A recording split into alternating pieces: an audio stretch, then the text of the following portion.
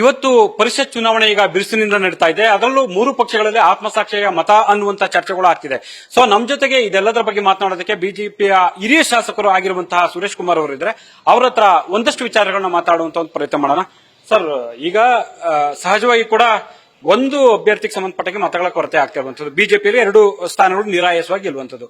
So ದೋಸ್ತಿ ಪಕ್ಷಗಳು ಅಭ್ಯರ್ಥಿ ಗೆಲುವಿಗೆ ಯಾವ ರೀತಿ ರಣತಂತ್ರವನ್ನು ರೂಪಿಸಿದ್ರ? ಈಗ ನಮ್ಮ ಪಕ್ಷದ ಪ್ರಮುಖರೆಲ್ಲ ಕೂತ್ಕೊಂಡು ನಮ್ಮ ಪಕ್ಷದ 2 ಅಭ್ಯರ್ಥಿಗಳಿಗೆ ಯಾರ್ಯಾರು ಫಸ್ಟ್ ಪ್ರಿಫರೆನ್ಸು ಸೆಕೆಂಡ್ ಪ್ರಿಫರೆನ್ಸ್ ಹಾಕಬೇಕು ಅಂತ ಅವ್ರು ನಿರ್ಧಾರ ಮಾಡಿ, ಕೆಲವರಿಗೆ ನೀವ್ಯಾರ್ದು ಸೆಕೆಂಡ್ ಪ್ರಿಫರೆನ್ಸು ಫಸ್ಟ್ ಪ್ರಿಫರೆನ್ಸು ನಮ್ಮ ಮೈತ್ರಿ ಪಕ್ಷದ ಅಭ್ಯರ್ಥಿಗೆ ಹಾಕಬೇಕು ಅಂತ ಒಂದು ವಿಪ್ ಅನ್ನ ಕೊಟ್ಟಿದ್ದಾರೆ. ಅದರ ಅನುಗುಣವಾಗಿ ನಮ್ಮ ಪಕ್ಷದ ಶಾಸಕರು ವಿಪ್ಗೆ ಅನುಗುಣವಾಗಿ ಇವತ್ತು ಮತವನ್ನ ಚಲಾಯಿಸಿದ್ದಾರೆ. ನನಗೆ ಬಿಜೆಪಿಯ 2 ಅಭ್ಯರ್ಥಿಗಳು ಮತ್ತೆ ನಮ್ಮ MDA ಮೈತ್ರಿಕೂಟದ 3ನೇ ಅಭ್ಯರ್ಥಿ ಶ್ರೀ ಗೋವಿಂದರಾಜ್ ಅವರು ಮೂವರು ಕೂಡ ಗೆಲ್ಲುವ ಒಂದು ವಿಶ್ವಾಸ ಇದೆ.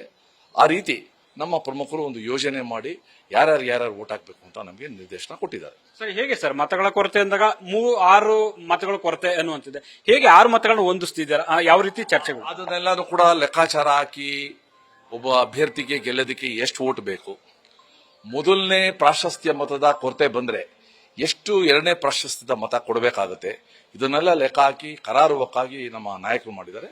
ಆ ಪ್ರಕಾರ, ಆ ಲೆಕ್ಕಾಚಾರ ಪ್ರಕಾರ ನಮಗೆ ಈ ವಿಪ್ ಅನ್ನ ಕೊಟ್ಟಿದ್ದಾರೆ. ಈಗ ಉಚ್ಚಾಟಿತ ಶಾಸಕರು ಅವರು ಕೂಡ ಒಂದು ಮತದಾನ ಮಾಡ್ತಾರೆ ಅನ್ನುವಂತ ನಿರೀಕ್ಷೆ ಇದೆಯಾ? ಈಗ ನಾನು ಉಚ್ಚಾಟಿತ ಸದಸ್ಯರು ಅಂತ ಆ ಪದ ವಿವರ ಕೊಡೋದಕ್ಕೆ ನಾನು ಇಷ್ಟಪಡೋದಿಲ್ಲ. ನಮ್ಮ ಸ್ನೇಹಿತರು ಅವರು ಯತ್ನಾಳ್ ಅವರು ಬಹಿರಂಗವಾಗಿ ಹೇಳಿಕೆ ಕೊಟ್ಟಿದ್ದಾರೆ, ನನ್ನ ವೋಟು ಬಿಜೆಪಿ ಅಭ್ಯರ್ಥಿಗೆ ಅಂತ.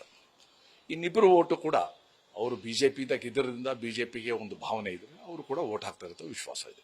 ಅಲ್ಲ, ಎಸ್ ಟಿ ಸೋಮಶೇಖರ್ ಶಿವರಾಮ್ ಹೆಬ್ಬಾರ್ ನಿನ್ನೆ ರೆಸಾರ್ಟ್ಗೆ ಹೋಗಿದ್ದಾರೆ ಕಾಂಗ್ರೆಸ್ ಶಾಸಕರ ಜೊತೆ. ಅಲ್ಲಿ ಅವ್ರು ಹೋಗಿರ್ಬೋದು, ಆದ್ರೂ ಕೂಡ ಅವರು ಮತ ಕೊಡ್ತಾರೆ. ಯಾಕಂದ್ರೆ ಅವರು ಬಿಜೆಪಿಯ ಸಿಂಬಲ್ ಇಂದ 2 ಬಾರಿ ಗೆದ್ದಿದ್ದಾರೆ. ಶಿವರಾಮ್ ಹೆಬ್ಬಾರ್ ಅವರು ಬಿಜೆಪಿಲೇ ಆಫೀಸ್ ಬೇರರ್ ಆಗಿದ್ರು. ಆ ಒಂದು ಸೆಳೆತ ಇದ್ದೇ ಇರುತ್ತೆ, ಬಿಜೆಪಿ ವೋಟ್ ಆಗ್ತಾ ಇರುತ್ತೆ ಒಂದು ವಿಶ್ವಾಸ ನನಗಿದೆ.